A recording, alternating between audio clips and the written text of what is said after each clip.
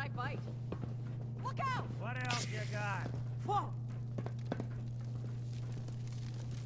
Hey, are you the plumber?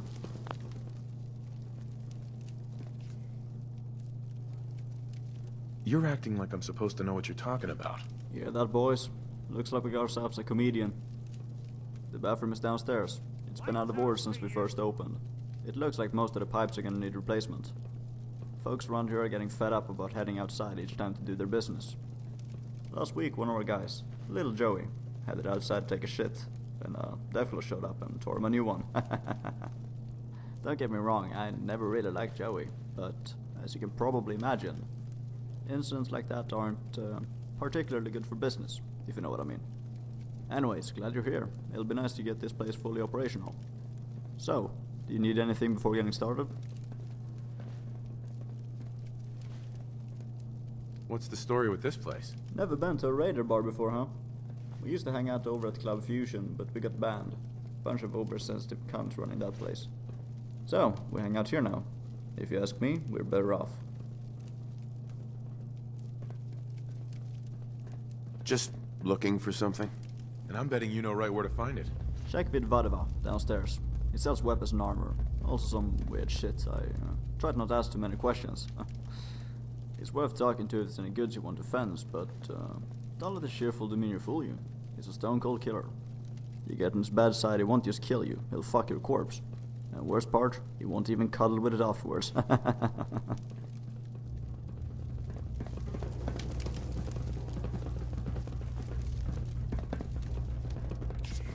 must have a concussion. I've been seeing things. Don't think about it. Stay calm. It's your fault. You had to do it.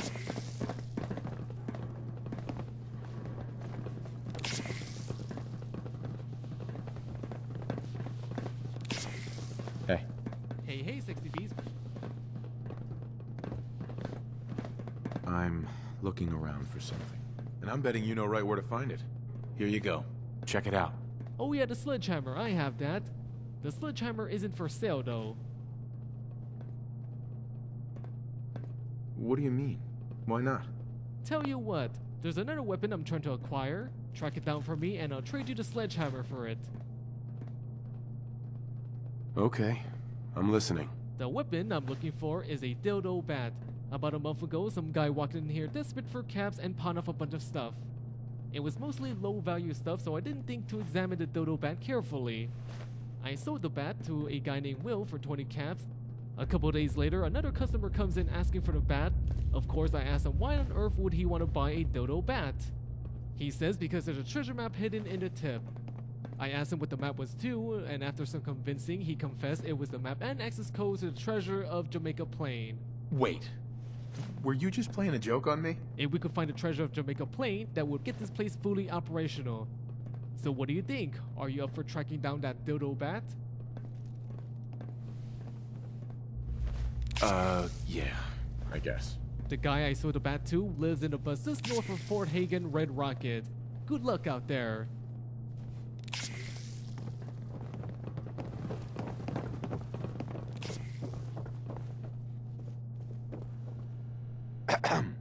Hey, what are you doing? You're not supposed to be in here. Any good gossip flying around? Nothing that concerns you. Not that you'd believe me if I told you. Come on. You can do better than that. Fine. This is my time machine. It broke, and I'm trying to fix it.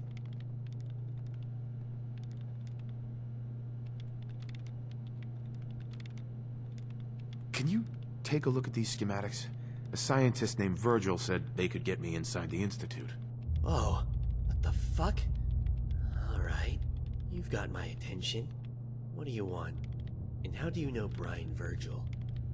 Virgil was a scientist in the Institute, right? Did you know him? Of course I knew him. He was in charge of the FEV program. You know, the one responsible for kidnapping people, turning them into super mutants, and releasing them back into the Commonwealth. That program created the Commonwealth's entire super mutant population. Hundreds of them. And the worst part is, The Institute gained nothing by doing it. For decades, they threw resources down that FEV rat hole while abandoning projects like cybernetics that were showing real promise. Eventually, Virgil had a mental breakdown, destroyed the FEV lab, and escaped to the Commonwealth. That was the last I heard of him. I figured he must be dead by now. How did you escape the Institute? I used the distraction created by the Institute's hunt for Virgil to make up a bogus mission that required my presence on the surface. Allie Fillmore does it all the time so she can get her nethers twixt over at Fusion City. My mission request was approved almost immediately. I made copies of all my research, and once on the surface, left a small trail to make it look like I had been killed. What is it you're working on? I was serious when I said time travel. It's been my life's work. I made a breakthrough on the project while I was still at the Institute. When I realized how close we were to actually achieving time travel, I knew I couldn't let the technology fall into the Institute's hands. That's when I started planning my escape. It was all so simple in theory, but things started going downhill once I reached the Commonwealth. What do you mean by that? Long story, but ultimately I had to borrow money from a raider gang to keep my research going. When I couldn't pay back the loan, they repossessed my equipment. Of course, the raiders have no idea what to do with this stuff, but the concept of time travel intrigues them, so they let me continue my research here. I figure this is as safe a place as any to hide out from the Institute. Who's gonna look for the most advanced technology ever created by the human race in the basement of a raider strip club on the ass end of the Commonwealth? So it is possible then? If you mean time travel, yes. I initiated a dozen successful trips, but then the circuits shorted out and damaged several components. Until I obtain the replacement parts, the time machine is out of commission. Say, you feel like taking a trip back in time? If you can locate the parts for me, I'll let you have a go in the machine.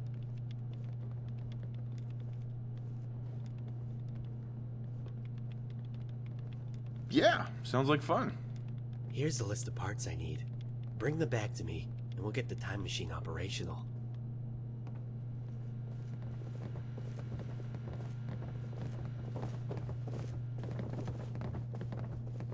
Hey, Do something?